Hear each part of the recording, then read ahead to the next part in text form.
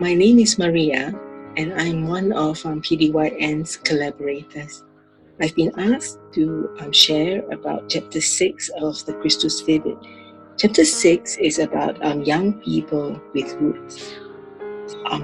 Being a young Catholic in 2020 isn't like being a young Catholic a generation or two ago. The world has changed. The culture has changed. The challenges faced today are unique. Pope Francis acknowledges this, and despite the challenges, or maybe because of them, he takes the time to remind young people of the dignity. Now in Christus Vivit chapter 6, the Holy Father seeks to encourage young people not to allow themselves to be uprooted from their culture and origins. Such an uprooting, unfortunately, leads young people to the danger of ideologies which encourage the young people to ignore history, rejecting the experiences of the elders and look down on the past. Our current world often values instantaneity and appearance through a cult of youth and a superficial frame of life. Christus Vivit, as well as all the other documents of the Youth Synod, recognizes the many challenges young people face in today's world that can prevent young people from hoping. Many young people are caught up in wars, forced to flee or used as pawns or trained as soldiers in conflicts. In too many places, poverty and social deprivation have the most devastating impact on young people.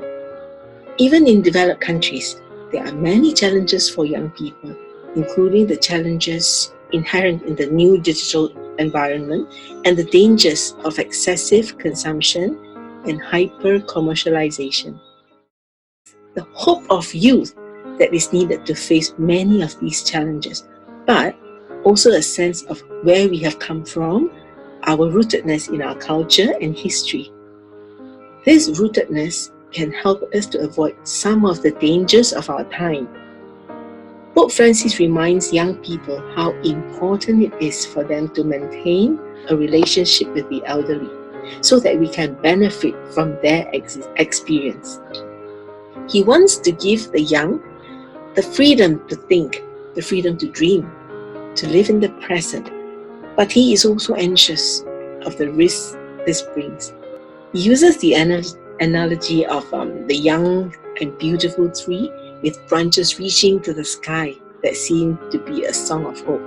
Later, following a storm, one would find them fallen and lifeless because they lack deep roots. There is so much to learn in relationships between generations, something that was important to Pope Francis as a child through his strong relationship with his grandmother. What is it then that the older generation can offer? We can remind today's young people who have their own blend of heroic ambitions and insecurities that life without love is an arid life, a dry life. We can tell fearful young people that anxiety about the future can be overcome. We can teach those young people, sometimes so focused on themselves, that there is more joy in giving than in receiving, and that love is not only shown in words, but also in actions. Pope Francis asked the elders to be memory keepers. The elders dream, and the young people have visions.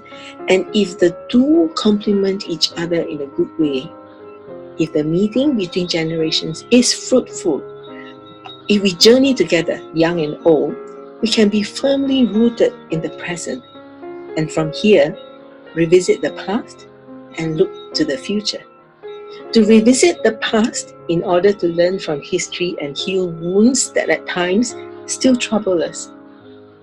To look to the future in order to nourish our enthusiasm, cause dreams to emerge, awaken prophecies, and enable hope to blossom.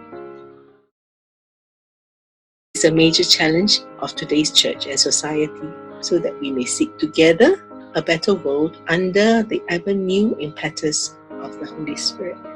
We should all allow this wonderful, mutual, intergenerational encounter to happen. Parents should read Christus Vivit. I read Christus Vivit myself. Pope Francis talks about role of mentors. They are called to be holy and loving when walking with their children.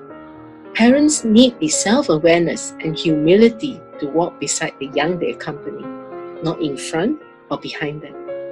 And try not to shield them from the world in a kind of Catholic shield. Pope Francis asks us all to swim against the current and be bold and confident. You can't do that if you've been sheltered, right? I would like to share 3 inspiring young Malaysians who are not influenced by the superficial lifestyle of the youth. The first is Calvin Wu. He is the first Malaysian recipient of the Queen of England's Young Leaders Award in 2016.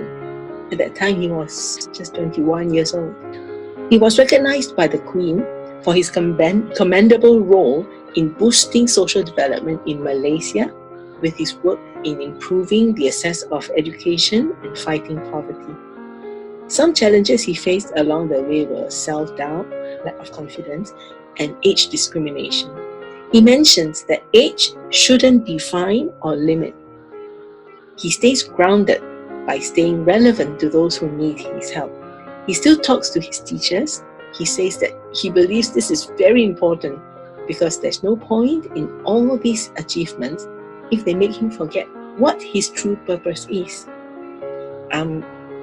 There's a link down there. If you want to read more about him, you can copy this link and browse later. The second is Nicole David, the squash queen. She attributes her success and down-to-earth nature to the love, support, and appreciation showered by her family, friends, and teachers. They gave her the ground to fall back on wherever she was. She stresses on the importance of surrounding oneself with good people who will always give the support and guidance needed to achieve and excel. The third is Elena Murang. She is a singer, songwriter, a sape player. Elena draws inspirations from the past and the present from her Dayak Kelabit heritage. Now, Elena is on a mission to bring awareness on one of Malaysia's endangered cultures and the environment to the contemporary world. In order to perform the songs in Kelabit and Kenya, she learned these traditional songs from grand-aunties and grand-uncles. These songs were passed down orally, and they contain bits and pieces of history of the Orang Ulu. They are only remembered by literally a handful of elders. So it is a race against time to sit down and record all these songs. It is not about maintaining the culture, but it's about bringing awareness. So as a parting shot in this chapter, the Holy Father exhorts young people